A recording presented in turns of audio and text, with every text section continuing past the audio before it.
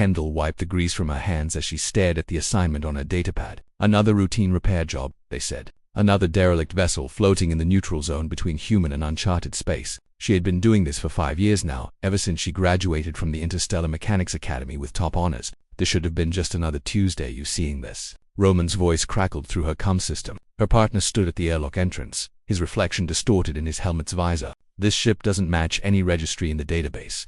Kendall frowned and approached the massive vessel hovering before them. It was unlike anything she had encountered before. The hull shimmered with an iridescent quality, almost organic in appearance. Strange symbols pulsed along its surface, flowing like liquid mercury across the metal. No human hands had built this. Command didn't mention it was alien tech, she muttered, her breath fogging up inside her helmet. Roman shrugged, his bulky frame silhouetted against the backdrop of distant stars. They probably didn't know. The distress beacon was standard protocol. Maybe someone retrofitted it.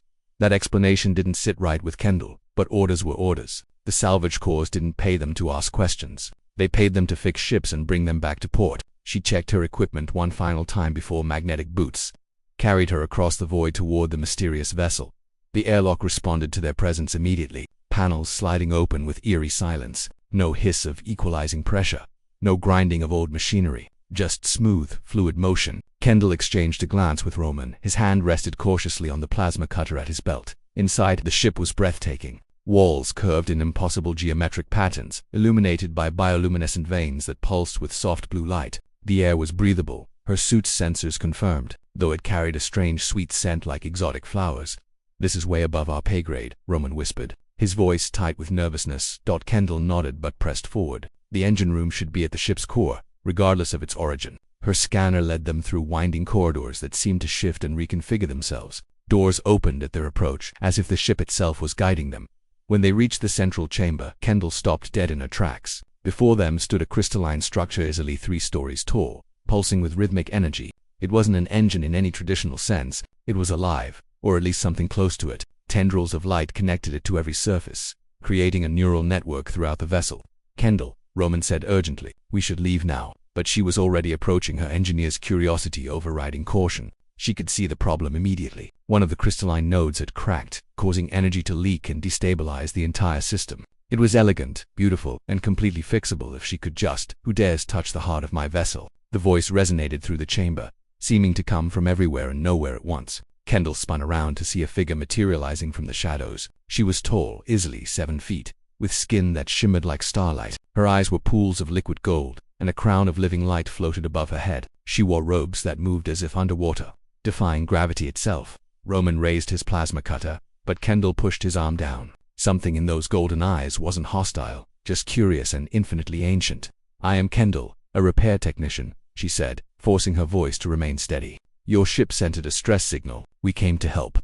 The alien queen tilted her head, studying them with an intensity that made Kendall feel like she was being read at a molecular level. "Help your kind typically scavenges what it finds in the void. You speak truth, little engineer." "I do," Kendall replied. "I can fix the damaged node. Your ship's power core is bleeding energy. Without repair, it will destabilize completely within 48 hours. A smile crossed the queen's ethereal features. "You can perceive the damage. Impressive. My kind has searched for allies who understand both technology and the living essence within it. Your species shows promise." Roman shifted uncomfortably beside Kendall, but she stepped forward, emboldened. "Let me repair it, please. It's what I do." The queen considered this for a long moment, then gestured gracefully toward the crystalline structure. "Proceed, Kendall of Earth. But know this, you are the first of your kind to touch Valian technology. What you learn here will change the course of your civilization." Working under the queen's watchful gaze, Kendall employed techniques she had learned over years of experience, adapting them to this alien system. The crystalline structure responded to her touch, almost eager to be healed. Roman stood guard, though his initial fear had given way to wonder. Hours passed. The cracks sealed under Kendall's careful manipulation, energy flows stabilizing throughout the ship. The bioluminescent veins brightened, and a harmonic hum filled the chamber. The queen approached as Kendall finished. "You have a gift, young one. This vessel is my embassy ship, meant to establish first contact with promising species. Your people are not ready, but perhaps individuals like you will hasten that day." She touched Kendall's forehead, and suddenly knowledge flooded her mind's principles, technologies, centuries beyond human understanding. Not all of it, but enough. A seed planted for future growth.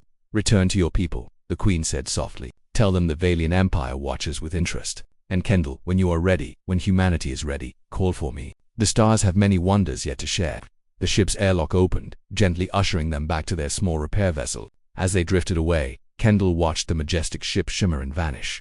Cloaking technology beyond Earth's current capabilities engaging. Roman finally broke the silence. So, what do we tell Command? Kendall smiled, the weight of new knowledge settling in her mind. We tell them we fixed a ship. Nothing more. Not yet, but she knew everything had changed. She had touched the stars, and they had touched her back.